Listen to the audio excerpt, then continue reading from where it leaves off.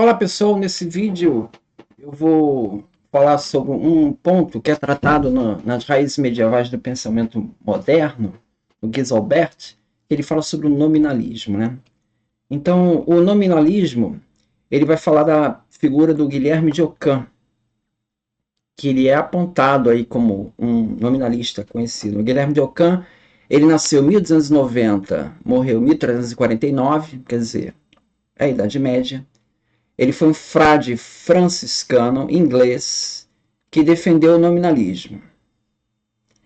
Então, o nominalismo ele foi um elemento importante então para você quebrar aquela figura modolítica do aristotelismo. Então, você já está começando a quebrar essa estrutura aí. O nominalismo ele defende que as ideias gerais, elas como espécies ou gêneros, elas são apenas nomes, ou seja, não existem aqueles conceitos universais, né, que se defendia. Isso é um mero nome, isso não tem uma realidade fora da mente, está só no domínio das ideias. Então a única realidade são os objetos e os indivíduos. Os universais, né, esses conceitos universais, são apenas nomes, são meros nomes que designam uma coleção de indivíduos. Então essa é a posição nominalista, né?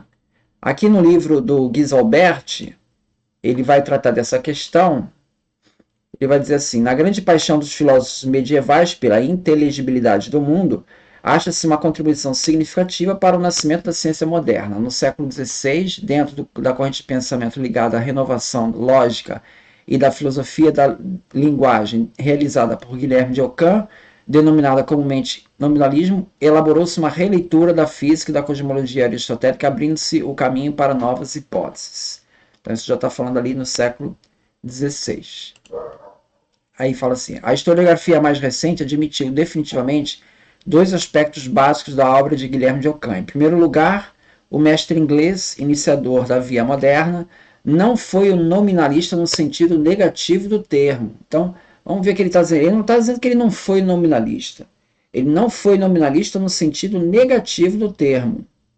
Se por nominalismo se entende a teoria da não significação do universal, a redução do mesmo a flatus vocis, mera nome, né?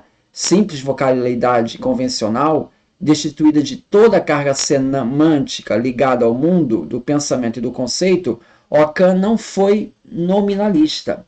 O seu nominalismo é entendido como terminismo, ou seja, como a teoria do uso rigoroso dos termos, que respondem às características peculiares da lógica e da linguagem.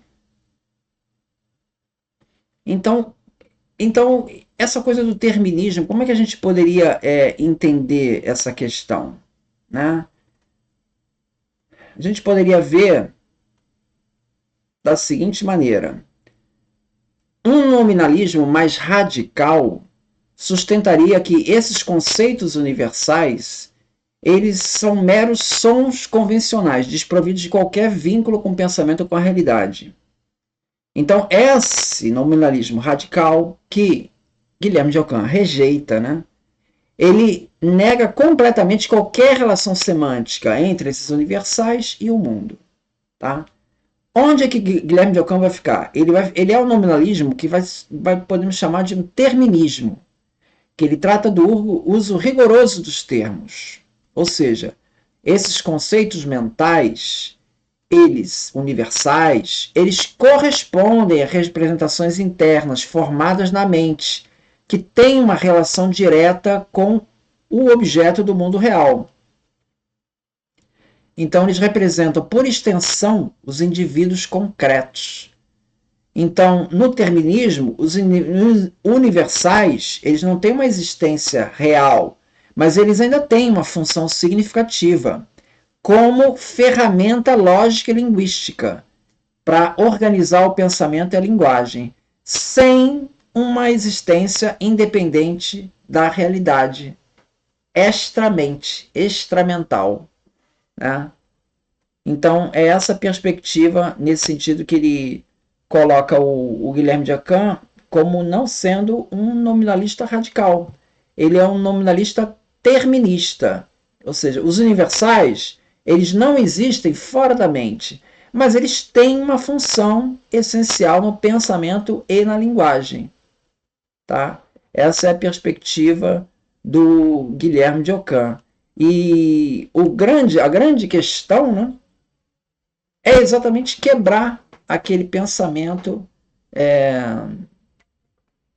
mais antigo, platônico, né, dos conceitos universais, que fazer essa quebra, já está começando a dar um passo no sentido de um pensamento moderno. E é um Frei que está lá na Idade Média. Então, vai dentro da linha do Guisalbert, de que você tem as bases do pensamento moderno em germe, você vai encontrar ali na Idade Média. É isso. Muito obrigado, então.